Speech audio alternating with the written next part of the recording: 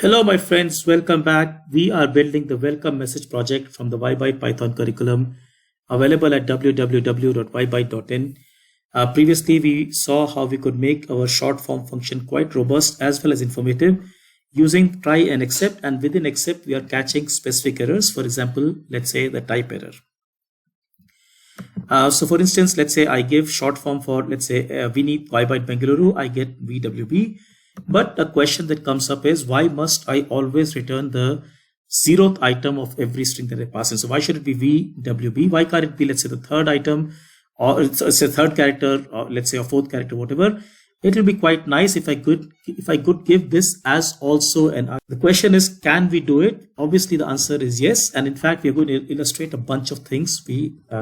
First thing first, I can go and enhance my short form function by saying that, look, you'll get one more argument called index. Let's say call it IDX. And all I want you to do is that instead of reading out always, let's say index at 0, read out the index at, let's say, IDX. Now this in fact illustrates a very, very important point, that my positional argument must come before I give the, let's say, the variable arguments. And in fact, this is quite logical if you think about it, because remember, the function is expecting any number of arguments right now.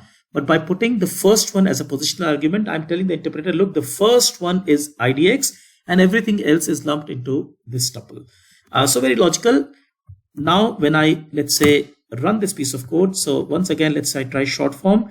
But remember, my first argument is going to be an index. So when I say, for example, let's say 3, my SF is E, Y, and G. And that's because, and remember, I'm returning the uppercase here. So my E, because, well, I'm looking at item 3, so 0, 1, 2, 3, that's an E. 0, 1, 2, 3, the fourth character, there is a Y. And then finally, I have a G. So notice that with the same 3 words provided, by changing the index argument, in fact, I can get, let's say, different short forms we created. For example, let's say I try to do, for example, say 2 here, right?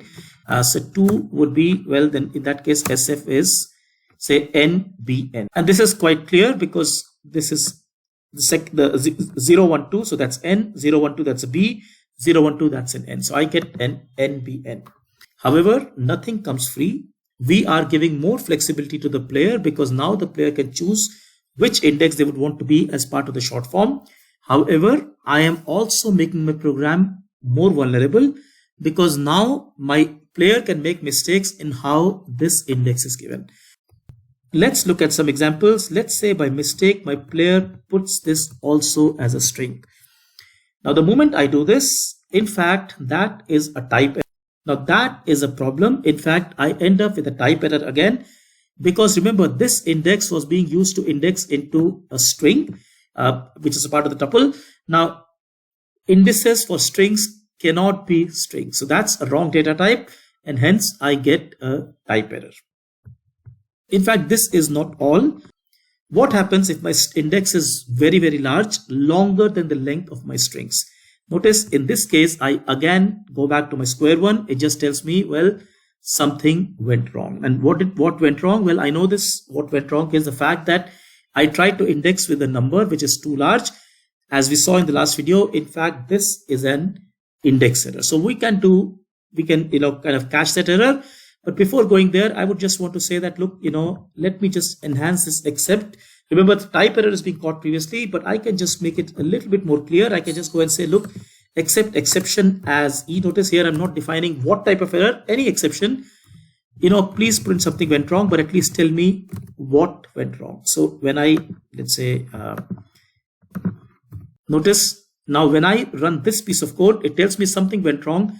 String index out of range. So this immediately tells me that, look, something is going wrong. Maybe I'm giving too large a number or something like that.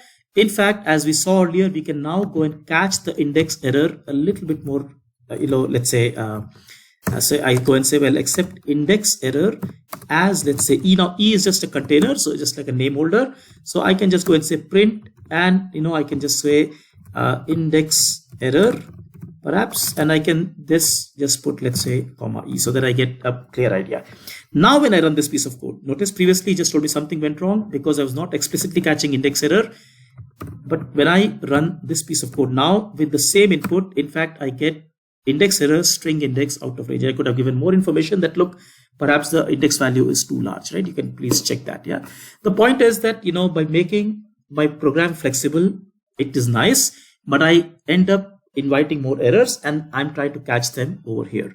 Now, so to just summarize, we made our function more flexible.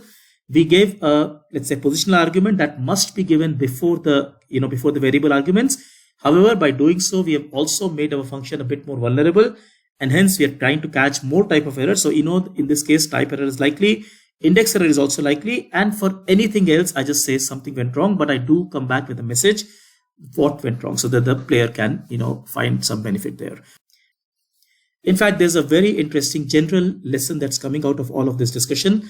When we develop a program of this sort, it's important to kind of keep the user informed when things go wrong in a way that the user can understand. Also, often we come across, let's say, websites, applications, which give us a message. It's technically correct, right? Obviously, with respect to their code, but from outside, it gets very hard to understand what is going on, right? So that's a lesson that, to keep in mind when we develop applications. Keep your user, let's say, informed, and give detailed, specific error messages that can be acted on. And that's kind of what this is illustrating.